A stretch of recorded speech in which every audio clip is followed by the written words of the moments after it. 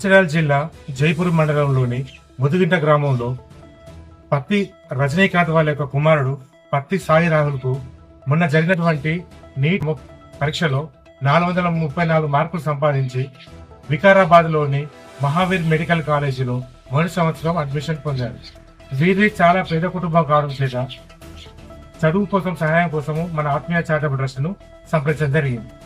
చదువుకునే వారికి, ఆపదలో ఉన్న వారికి, పేదవారికి సహాయాన్ని అందించడంలో ఎప్పుడూ మా ఆత్మీయ చారిటబుల్ ట్రస్ట్ ముందుంటుంది. ఎక్కువ సహాయం చేయడం కోసము మేము ఆత్మీయ చారిటబుల్ ట్రస్ట్ నుంచి వచ్చి ఈ రోజు వీరికి 15,000 రూపాయలు చెక్కు రూపంలో సహాయాన్ని అందించడం జరిగింది.